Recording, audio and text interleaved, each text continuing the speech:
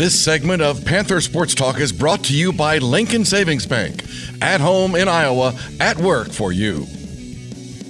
Welcome back to Panther Sports Talk. The UNI football team suffered a hard-fought MVFC matchup against North Dakota State. It's exactly what everyone expected going in. The final score, though, NDSU 24, UNI 20. Coach, this game had a little bit of everything. Your thoughts on how it all played out? Well, very physical game.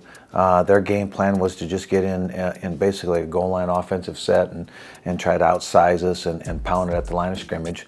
Ours was more to go through the air, and I think you saw both phases of the game. There was 6 intercepts in the game between the two teams. There was a lot of swings in the game between the two teams, and we had an opportunity at the end, even through a special teams, to win the game.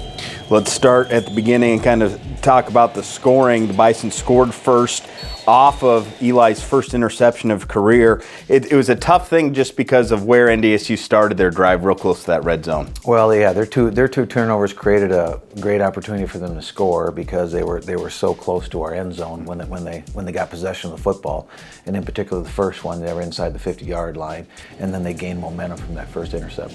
So it was 7-0. The Panther offense got in rhythm, though. 14-play, 68-yard drive. Took about 6.5 minutes off the clock.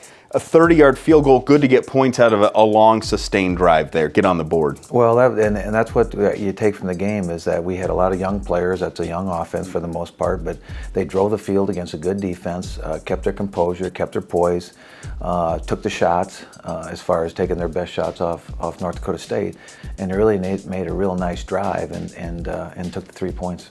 NDSU scored again before halftime, make it 14-3, and then the Panther offense responded with a 9-play, 60-yard drive. Ertham knocked in his second field goal of the game, final seconds before the halftime. Why was that big? Just to get another point, another score there, little bit of momentum heading into the locker room. Well, that was big. There was a minute 15 seconds when we got possession of that football in that last drive, so the choice was to burn the clock out and go in 14-3 or drive the field, and we went in a 2-minute offense against a good defense and drove the football field on them, and actually should have came away with points because we had 2 shots in the end zone, but we did take the 3. So I thought that was very good for our offense going in at halftime, knowing that we just had 2 long drives, one within 1 minute 15 seconds, and really did a nice job as a group.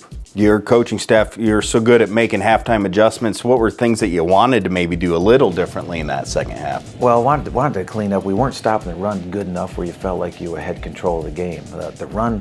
If the run's leaking for 4 to 6 yards, you don't have control of the down and distance for second down and third and short. So we had to win that first down. We had to do a better job at the line of scrimmage and try to find a way to adjust to their size. They had great size, and they were really trying to pound the football.